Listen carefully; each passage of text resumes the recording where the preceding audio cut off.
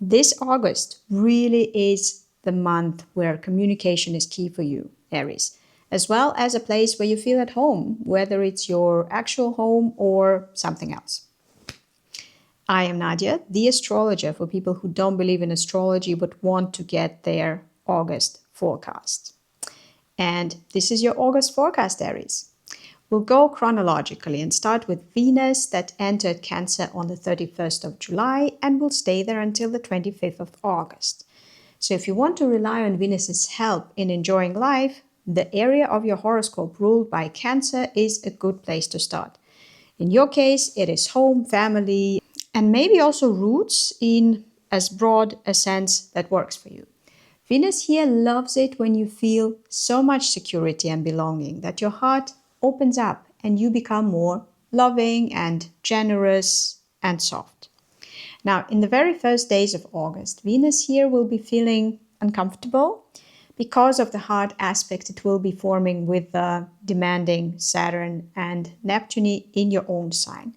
So probably you will need a bit of time to relax a little, to chill, to stop being so tense. Luckily, Venus is not the only benefic in this homely area of your horoscope this August. The gentle giant Jupiter is also there since June and is getting stronger by the day. I invite you to watch my video on what Jupiter in Cancer is, generally speaking. On the 11th of August, Venus will catch up with Jupiter and together they will try to charm and seduce you with some wonderful idea or experience connected to, yes, home and family or roots. You could find an apartment you're dreaming of or make a decision to expand your home or family or reunite with your dear ones and be happy about it. You may also get something valuable from your relatives.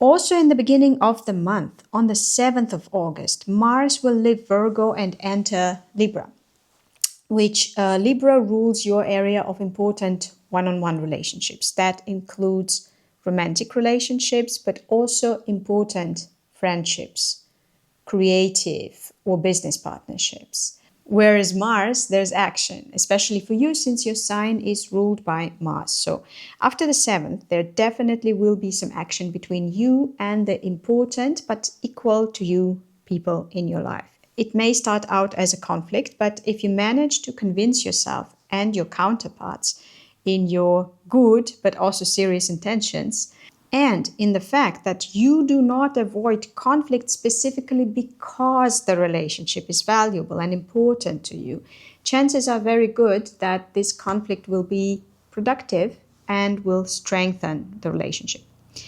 If you cannot find common ground, try talking about far-reaching future, like what do you both want as a result of whatever it is that you're doing together in 10, 20 years. Where do you see yourselves? That may energize the conversation.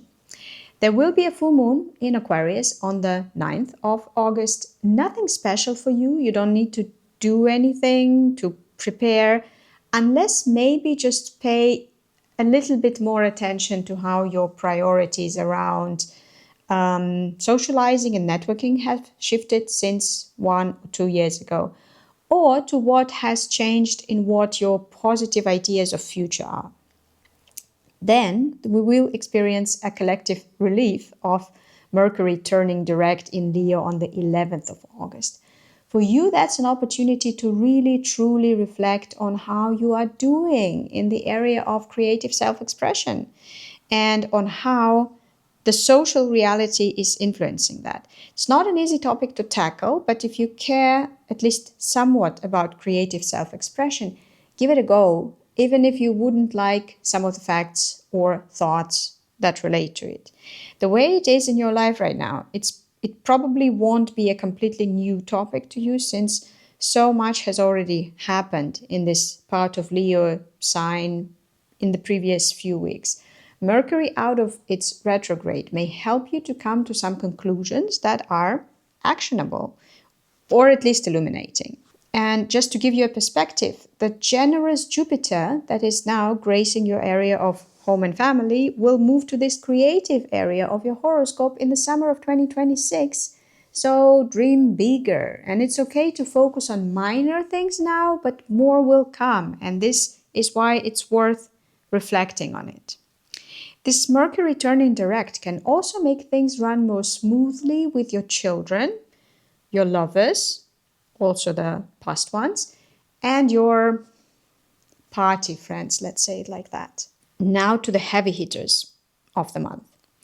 If you watched my video on why the astrology of 2025 and 2026 is so spectacular, you know that it is because the four slow-moving planets entered their respective new signs not completely simultaneously, but so close to each other that it is very significant, and that they all form supportive aspects with one another. This combination of planets, Saturn, Uranus, Neptune, and Pluto, makes cooperation, exchange of ideas, productive exploration, and starting new things easier and more important. And this August, the helpful aspects between them, between these planets, will become strong for the first time. So, no matter your sign, it's the prime time for cooperation and trying things out. In your horoscope, however, the areas that this combination strengthens, especially, are your own life and identity.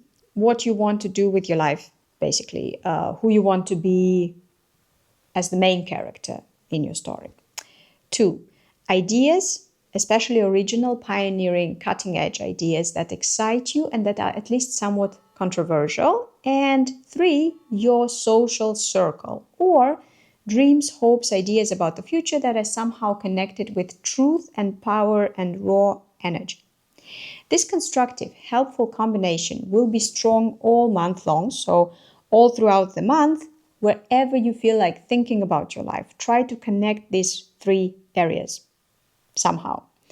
Would be best if you talk to other interesting and interested people about it. And even better if you start playing around with new ideas.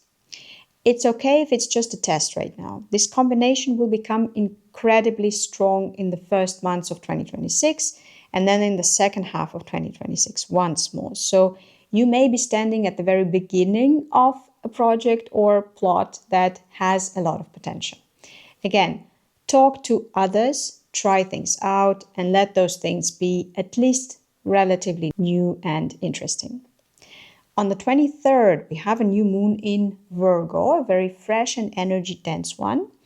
In your life, it may energize your day-to-day life, so routines, your workflow, how you take care of your health and productivity, what you dedicate your time to on a regular basis.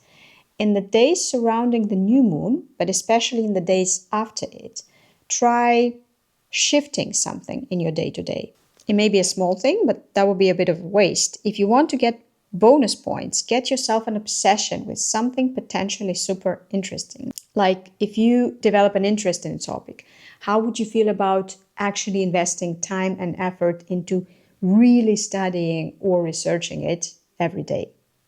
Ideally, learn some practical skills, but it has to be fresh and promising and a bit exciting.